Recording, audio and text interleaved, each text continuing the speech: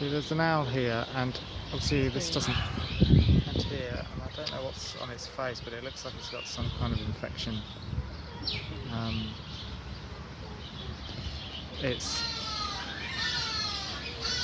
This whole area, it doesn't translate to the video of course, but the whole area smells of raw sewage. A very distinct smell of raw sewage here. And I know there's a terrapin in there, but if that smell is contaminated, is spreading to other parts of the park, then it could contaminate the entire area and render it unsafe for the birds. It could endanger the lives of the birds.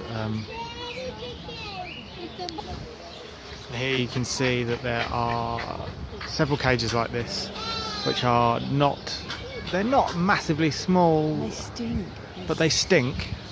They don't have an awful lot of stuff in them. There's loads of birds in them altogether. I mean, this number of birds should be in a much bigger, almost octagonal, 50-foot high mini ecosystem, if they have to be.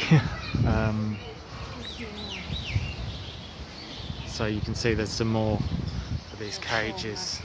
Oh, and there's one of these things. It's a marabou stork, and it's just on its own in this hunched over, depressed in the corner. It's moved since we last saw it, which is something I wasn't expecting, but there's no other stork for company, and there's just no stimulation. So this is even worse.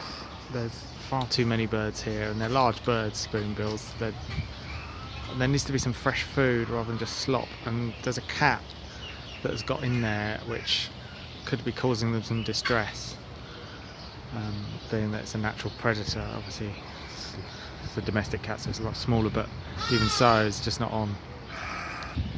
Again, one of the better setups here, because there's only 2 large birds and there's some greenery and some bits and pieces, and I know there is some greenery in the other bits, but it's just not on. And as we can see here, again, more of the same, just no real stimulation, a rock, but the birds, there's too many of them in a confined space. It's not really high enough. It needs to be at least, I think, double the height. And it's really dirty. It doesn't really translate here because you can't really see what's dirt and what's like natural mould, but I swear it doesn't get cleaned out that often. And there's the vultures that look depressed, but at least there aren't that many of them in there. You can see vultures at the top. Now this is what I'm talking about. That is the length of the owl's movement. You can see that it's attached to this sort of mounded thing at the bottom, trapezoid shaped thing.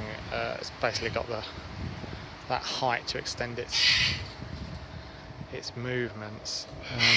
It was calling out earlier for something, but I don't think an owl should be tethered like this in this place.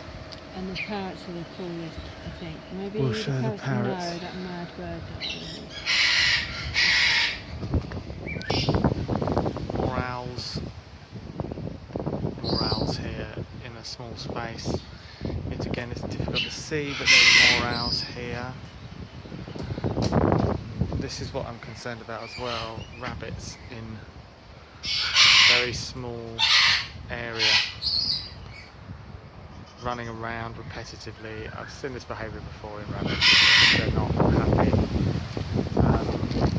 I know rabbits tend to get put in smaller than necessary areas, but this is ridiculous. I wouldn't put a gerbil in. Well, I might put a gerbil in a small space like this, but that would be, I wouldn't want to. These are designed for small rodents. These cages is not.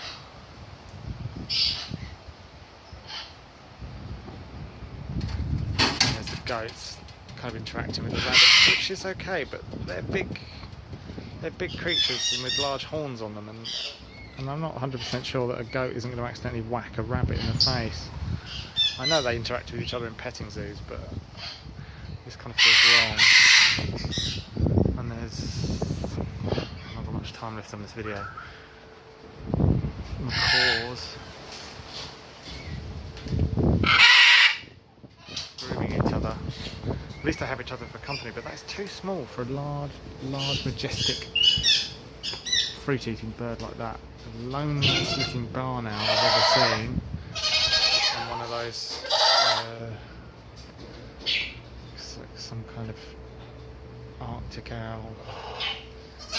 This is the Malta Bird Park, which there's a whole bus stop dedicated to it, but it's very unsatisfactory, and I shall be reporting it to somebody.